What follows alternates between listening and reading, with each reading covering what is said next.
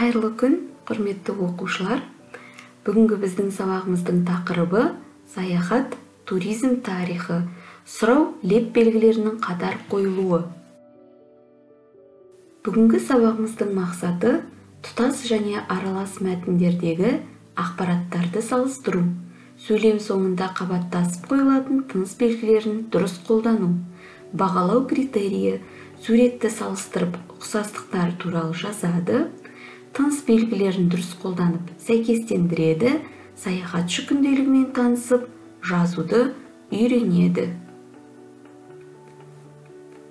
Тыныс белгілері туралы кестеге назар аударайық. Леп белгісі көтеріңкі леппен айтылған лепті сөйлем мен бұйрықты сөйлемнен кейін қолданылады. Мысалы, қандай керемет, бері кел. Сұрау белгісі сұраулы сөйлемнен кейін қойылады. Мысалы, кітабың қайда? Сұрау леп белгілерінің қатар қойылуы. Егер сұраулы сөйлем лептік интонациямен айтылса, сұрау мен леп белгілері қатар қойылады. Мысалы, айналайын ақ жайық, ат салмай өтер күн қайда?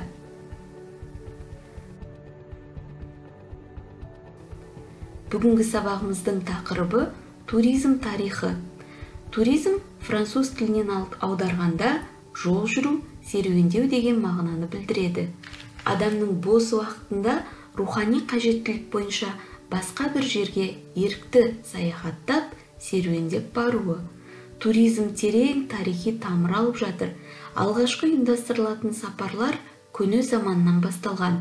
Бұл сапарлардың мақсаттары негізінен сол кездегі қажеттіліктерге байланысты болды. Мысалы, қажылық, емделу, сауда және білім мақсаттарында. Енді Қазақстандағы туристік нысандар ретінде Бурабай, Көкшетау, Қатонқарағай, Марқакөл, Түркістан, Ұлытау, Алматы, Іле ауданы, Іле алатауы, Шарын шатқалы, Жетісуды жатқызамыз.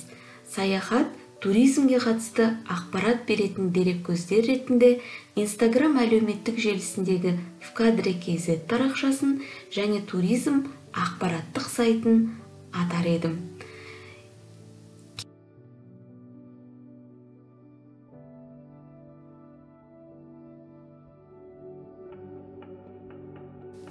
Келесі слайдқа назар аударсаңыздар, туристер көп бара бастаған елдер.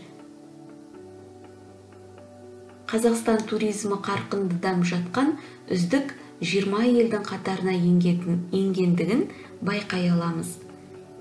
Сондай-ақ 2019 жылы ең көп турист барған 5 елді ерекшелеп көрсеткен ол Франция, Испания, Америка құрама штаттары, Қытай, Италия.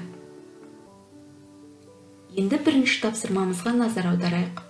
Суреттегі екі аймақты салыстырып, ерекшеліктері туралы жазамыз. Бірінші сурет Қазақстандағы туристік аймақ Бурабай, ал екінші сурет Швейцариядағы туристік аймақ.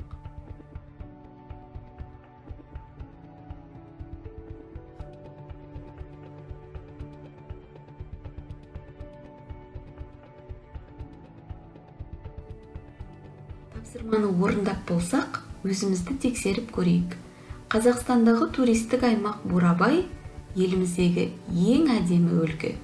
Бурабайдың таутасы да, көлі де, жазық даласы да ертегілер мен аңыздарға толы. Бурабайдың әрбір қиятасына аңыздар негізінде және бейне ерекшелігіне қарай ат қойып отырған оқ жетпес жұмбақтас. Жұмбақтасты бір қырынан қарасаң, бұрымды жас қызға балайсың, екінші қырынан қарасаң, орамал таққан келіншекке балайсың, үшінші қырынан қарасаң, бетіне әжім түскен әжеге ұқсатып таңғаласың. Қазақстанға келетін туристердің Бурабайға ағылатыны да осы сұлу табиғаты, тарихи болмысы деп ойлаймын. Бурабайға барғандар ғажап табиғатқа тамсанбай, тарихымен де танысады. Швейцария, орталық Еуропадағы ел, таулы ел, көпшілік бөлігі Альп таулар аумағында орналасқан. Аспанмен таласқан таулардың әдемілігі суретшінің салған суретіндей әсер қалдырады. Тау жоталарында шаңғы теуіп, табиғаттың сұлулығына тамсануға барлық жағдай жасалған. Швейцарияның халқы өте кірпияз. Бұл елдің көшелерін аралап жүріп, артық шашылып жатқан қоқыстарды көрмейсіз. Таза ауасын кең тыныстай жұтып, көңіліңіз бір марқайып қалар сөзсіз. Сондай-ақ бейбітшілікті жақсы көреді, дәстүрге бай ел. Табиғатынан бөлек осы ерекшелігі де туристерді тартады деп ойлаймын. Екінші тапсырма. Сұрау, леп белгілері жеке және қатар қойылған сөйлемдерді сәйкестендіріңіз. Кербез көкшенің сұлулығы керемет. Ойбай-ау, өмір бойы аңсап күткеніміз осы аттаныс емес пе еді? Бурабай демалыс аймағы ретінде қай жылдан бастап белгілі болды? Бекініп садақ асынбай, ерлердің ісі бітер ме?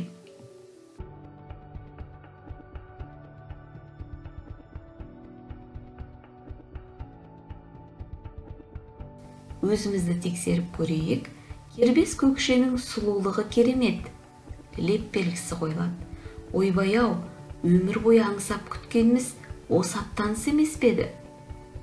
Сұрау, леп белгілері қатар қойылады. Бурабай демалыс аймағы ретінде қай жылдан бастап белгілі болды?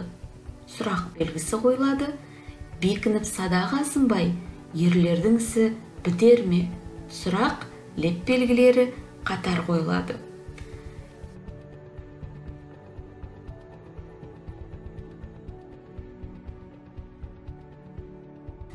Енді үшінші тапсырмаға назар аударайық. Қаламгер Темірхан Момбекұлы кең байтақ жерімізді велосипедпен саяхаттап, көрген білгенін саяхатшы күнделігіне жазып отырған.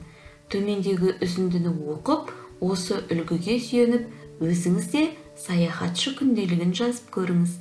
Мектепке, үйірмеге, басқа қалаға, ауылға барар жолда көзбен көргеніңізді 6-7 сөйлеммен сипаттап жазуға болады. Үзінді. Ақсу өзені төменде болғандықтан жоғары көтерілу кәдімгідей күш болды. Ақыры жарты жолда көлігімнен түсіп тоқтадым. Жел баяу соғып тұр. Өзен бойындағы қамысқа тұмсық батпайды. Тым қалың. Анда-санда бірлі-жарым үй кездеседі. 280-ші шақырым. Келесі белеске көлігімді жетелеп шықтым. Қара Қыстақ ауылында Бәйдібек баба атында мешіт бар екен. Қазақ тарихында өзіндік орны бар. Бұл бабамыз домалақ анадай ардақтымыздың жары. Ауылдың таразға шығатын жағындағы әзиз қымызханасына түстім. Енді осы үлгіге сүйеніп, өзімізде саяхатшы күнделігін жазайық. Саяхатшы күнделігін жазып болсақ, тексереміз. Саяхатшы күнделігі дегенде ойыма көп нәрсе келді. Алайда әлі шетелге саяхаттап шықпағандықтан, еліміздің біршама өңірін барып көрмегендіктен, өзім жақсы танитын Түркістан өңірі туралы жаздым. Түркістан еліміздегі тарихи киелі қала. Шығысында Отырар, батысында Жаңақорған ауданымен, солтүстігінде Созақ, Кентау қалаларымен шектесіп жатыр.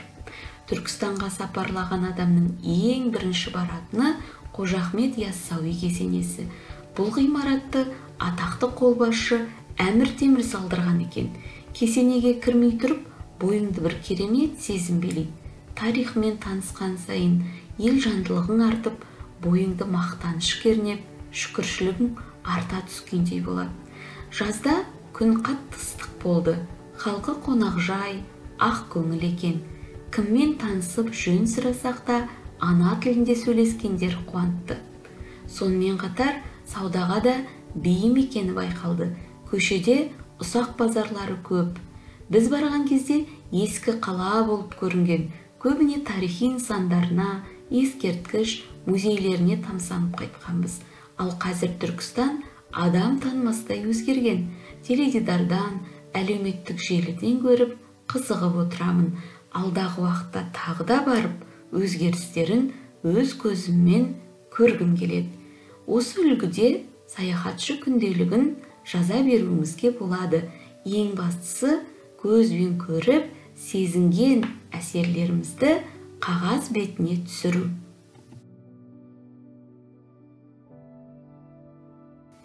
Бүгінгі сабақта балалар саяхат, туризм тарихы туралы білімімізді кеңейттік. Сұрау леп белгілерінің қай кезде қатар қойылатынын білдік. Қазақстан мен шет елдердегі туристік орындар туралы біліп, салыстыру жасадық. Сұрау леп белгілері жеке және қатар қойылған сөйлемдерді сәйкестендірдік. Саяхатшы күнделігімен танысып, жазуды үйрендік. Саяхат, туризмге қатысты пайдалы ақпараттармен бөлісетін дерек көздермен де таныстық.